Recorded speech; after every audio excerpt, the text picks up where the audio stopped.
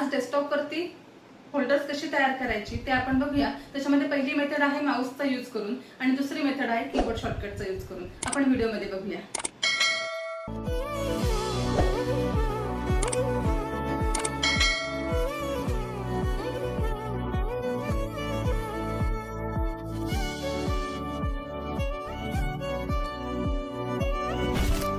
तर आता आपण सिंगल फोल्डर कसं बनवायचं दोन मेथडने ते पाहिलं। आता आपल्याला एकाच वेळी अनेक फोल्डर्स म्हणजे मल्टिपल फोल्डर सिंगल क्लिकने कसे बनवायचे ते आपण एका हॅकचा यूज करून पाहूया। मल्टिपल फोल्डर्स एकाच वेळी बनवण्यासाठी आपण इथे राईट क्लिक करूया डेस्कटॉपवरती, न्यूला क्लिक करून इथे आपण एक टेक्स्ट डॉक्युमेंट फाईल तयार करून घेऊया।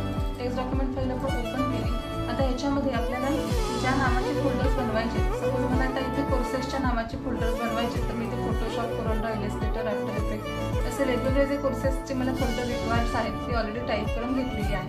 आता यामध्ये काय करायचं, इथे सुरुवातीला क्लिक करून आपण कॅपिटलमध्ये MD टाईप करायचं, स्पेस द्यायचं आहे आणि त्यानंतर आपल्याला जे रिक्वायर्ड नावं आहेत कोर्सेसची नेम्स आहेत ते इथे नोट करून घेतले। त्यानंतर फाईलमध्ये जायचं आहे, फाईलमधून आपण ही फाईल सेव्ह ॲज करूया आणि इथे आपण नवीन नेम त्याचा टाईप करूया। सेव्ह ॲज टाईप जो आहे तो ऑल फाईल्स करूया आणि ह्याच्यामध्ये इथे आपण टाईप करूया कोर्सेस 1.bat।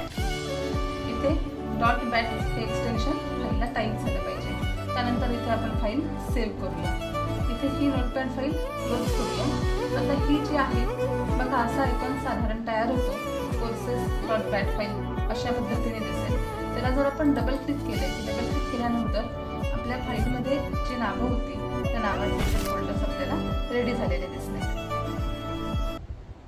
आता मी ज्या मेथड दाखवल्या त्या पद्धतीने तुम्ही नक्की फोल्डर्स तयार करून बघा आणि त्याच्यामध्ये काही अडचण असेल तर मला कमेंट्समध्ये नक्की सांगा। आणि हो, व्हिडिओला